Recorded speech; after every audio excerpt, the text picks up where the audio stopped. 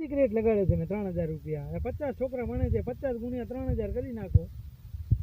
Normal rate 3000 રૂપિયા એટલે 1.5 લાખ રૂપિયા. 10,000 વાળો 1.5 લાખ રૂપિયા દોઢમાં ભણાવે છે તો સ્કૂલને કેટલો બેનિફિટ છે એક ક્લાસમાં. હવે એવા તો 20-20 ક્લાસ બનાવીને બેઠા છે, તો મહિનાની ઇન્કમ ક્યાં ગઈ? પછી લખાવશે કેમાં ખબર છે? ચેક બનાવશે ટ્રસ્ટના નામે, ફલાણા ટ્રસ્ટમાં, ઢીંગણા ટ્રસ્ટમાં, ઓલા ટ્રસ્ટમાં. કેમ સ્કૂલની આવક નહીં દેખાડે? નહીં દેખાડે. એ લોકો અડધી આવક 50% નહીં, 60% એમ કહું છું કે સ્કૂલવાળા પોતાના ટ્રસ્ટના અકાઉન્ટમાં પૈસા નખાવે છે. કેમ? ટેક્સ ના ભરવો પડે ને, કોઈને દેવો ના પડે, કોઈને લેવો ના પડે, એકદમ ફ્રી.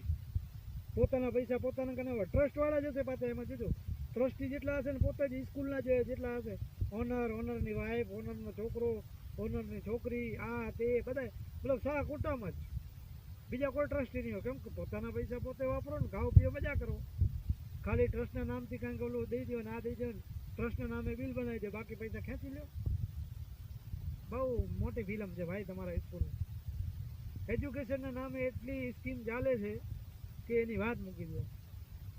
થોડોક જ આમ વાલીઓને જાગવાની જરૂર છે, બીજું કાંઈ નહીં. વાલીઓ ડફોડ જેવા કોકના કીધા ઉપર હાલ્યા જાય છે. આ કરી નાખો, અરે ના ના મારા છોકરો તો વીક છે, એને તો મોકલવો જ પડશે. અરે નથી મોકલવો ભાઈ, તારો છોકરો જે છે એ કરી લેવાનો છે અને આગળ જતા એ જ કરી લેશે. અને નહીં કરવાનો હોય તો એ આખી જિંદગી તું એને ટોપ ક્લાસ ઓક્સફર્ડ યુનિવર્સિટીમાં ભણાવતો ને તોય કાંઈ નહીં કરે. બરાબર? એના કરતાં હું તો કહું ચાઇના, કોરિયા, અમેરિકાની અમુક સિટી છે, જેમ ઇટલી, પોલેન્ડ, એ સારી છે જે ફ્રી એજ્યુકેશન આપે છે. જર્મની ફ્રી એજ્યુકેશનમાં હાલે છે. બોલો. અને આપણે હજી એજ્યુકેશનના નામ ઉપર બહુ સ્કીમો ચલાવીએ છીએ. કોઈ બોલતા નથી. મને તો વિચાર આવે છે કે આ લોકોને પોસાય કેમ છે.